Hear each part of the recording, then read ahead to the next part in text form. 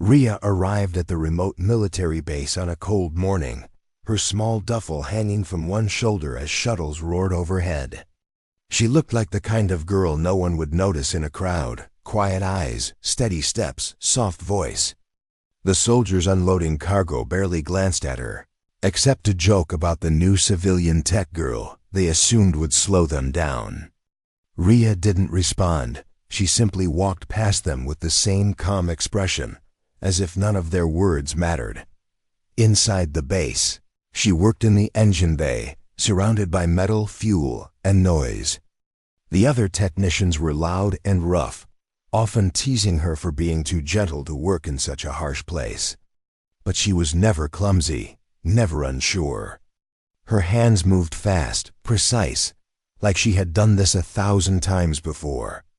When a heavy engine part slipped from a soldier's grip, she caught it with a reflex so quick that the man stared in confusion, wondering how someone her size could react like that. Still, soldiers whispered behind her back. They assumed she was scared, fragile, harmless. Some said she only got the job because she had connections on the outside. Others laughed at the idea of her surviving even one day on a battlefield.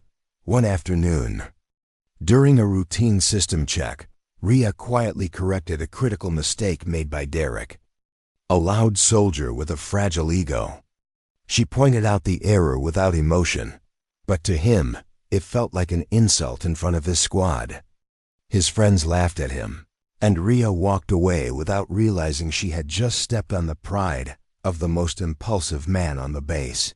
From that moment, Derek watched her with growing resentment.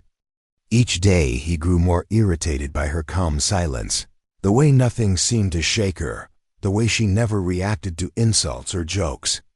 To him, she wasn't quiet. She was mocking him without saying a word. Rhea sensed the shift in the atmosphere, the way Derek's eyes followed her, but she kept working, focusing on her tasks. She didn't want trouble. She wanted a simple life. She tried to ignore the tension around her, but she also knew one thing: men like Derek don't stay quiet for long. And eventually, something was going to snap. That night, the base felt unusually silent. The kind of silence that warns you something is about to go wrong. Rhea stayed late in the engine bay, tightening bolts on a coolant line while the rest of the technicians had already left. The lights hummed softly above her, the smell of metal and fuel thick in the air. She didn't hear Derek enter, but she felt the shift immediately, the heavy footsteps, the tense breathing, the bitterness lingering like smoke. She straightened slowly, wiping her hands on a cloth, and turned to see him standing in the doorway. His eyes were red from anger and alcohol, his jaw tight, his fists trembling. Behind him, two of his squad mates lingered, unsure whether to intervene or enjoy the show. Derek stepped forward, blocking her path, forcing her to take a step back against the cold metal of the engine console. "You think you're smart, huh?" he growled, his voice thick and unstable. "Making me look stupid in front of everyone?" Rhea opened her mouth to explain, but he didn't let her speak. He pulled out his sidearm in one sharp motion and pointed it at her chest. His hands shook, but the gun didn't waver. His friends gasped, but no one moved. Most people would freeze. Most people would scream, cry, beg. Rhea did none of that. She stood perfectly still, staring at him with the same calm eyes she had worn since the day she arrived. But inside her, something ancient and trained clicked awake. She noticed the details instinctively, the weapon's model, the misaligned safety flicked halfway, his unstable stance, the alcohol blurring his movements. "Say something," Derek demanded, pushing the gun closer, almost touching her sternum. But she didn't. Her silence burned him more than any insult could. Seconds stretched, heavy and dangerous. Then Derek's grip tightened just slightly, a tiny motion, but enough. In that split moment, Rhea moved. Not like a scared mechanic, but like a phantom trained in a world the others had never seen. Her hand shot up, twisting his wrist, hitting the pressure points that forced his fingers open. The gun clattered to the floor before anyone understood what happened. In the same fluid motion, she stepped behind him, pinning him with a hold so clean, the security cameras missed the transition entirely. His squad mates froze, their mouths open, their minds refusing to believe what they saw. The base had thought she was harmless. But in that moment, the truth began to crack open. Rhea was something else entirely. The news spread through the base long before the official report reached command. Soldiers whispered in hallways. Technicians exchanged nervous glances, and by morning, everyone was talking about the same thing. The quiet civilian girl had disarmed an armed soldier faster than the cameras could capture. No one understood what they had witnessed, but everyone felt the same uneasy truth. Rhea was not who she seemed. When the security team escorted her to the briefing room for questioning, she walked calmly, her expression unchanged, while the guards beside her looked more nervous than she did. The base commander, Colonel Hargrove, studied her through steepled fingers as she took a seat. Her posture was straight, her breathing controlled, her eyes focused, too controlled for an ordinary civilian. "Explain what happened," he asked. Rhea's tone was steady, almost emotionless. "He pointed a weapon at me. I disarmed him to prevent injury." Her words were simple, but her precision bothered the colonel. She described the movement like someone trained to analyze violence, not avoid it. When pressed, she offered nothing more than factual statements, never too much, never too little. It felt rehearsed, practiced.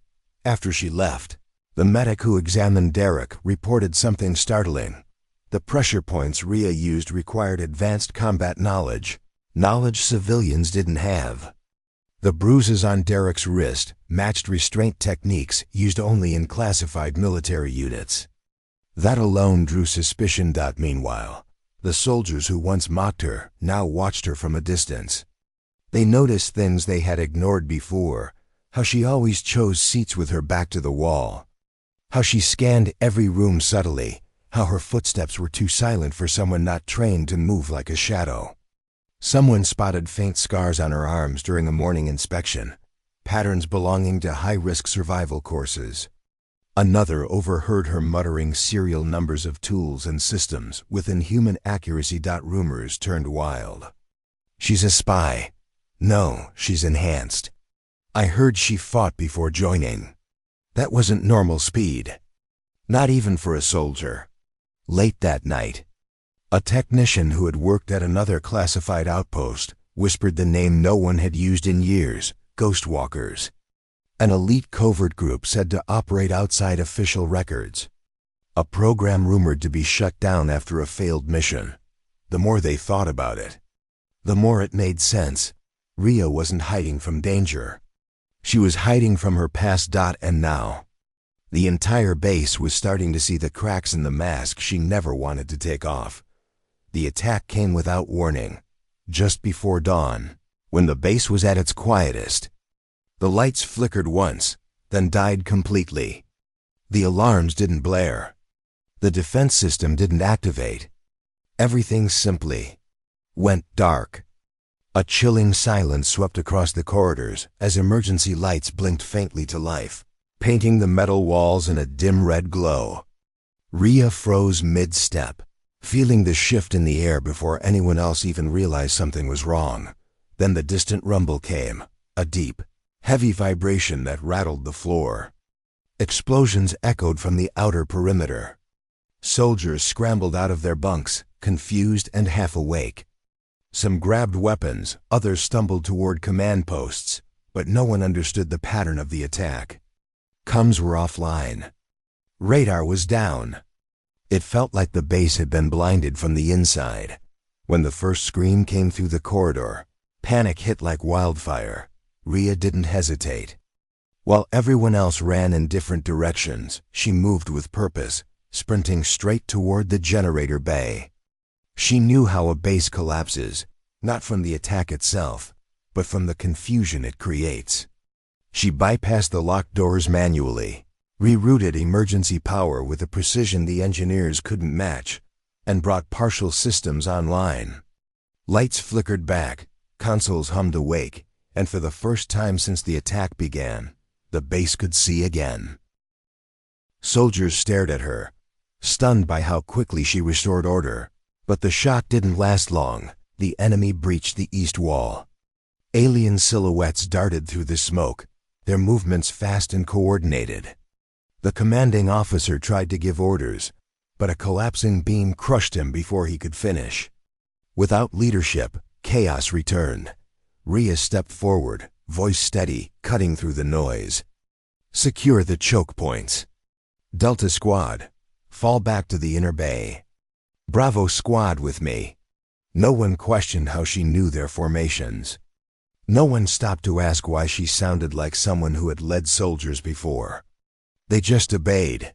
She fought beside them with terrifying precision, predicting enemy movements before they happened, guiding squads through blind corners, and placing soldiers exactly where they needed to be to hold the line. Every command she gave saved lives. To the soldiers. It felt like she could see the entire battlefield at once. To Rhea.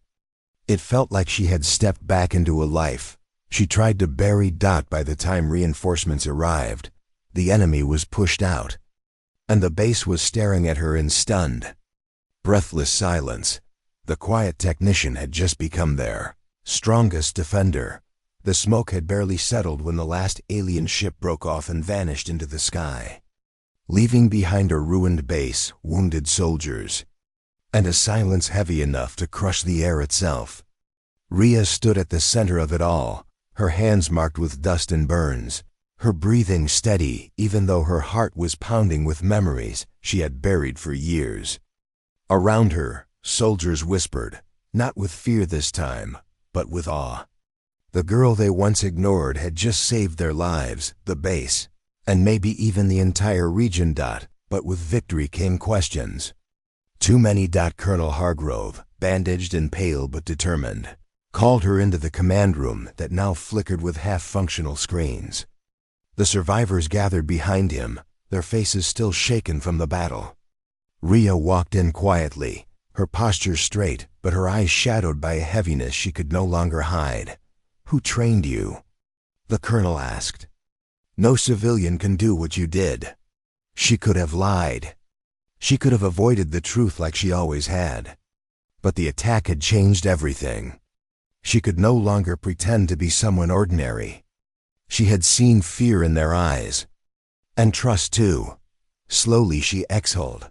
"I was part of the Ghostwalk program," she said. The room froze. Even the machines seemed to pause. "That program was shut down," the colonel muttered. "Every operative disappeared."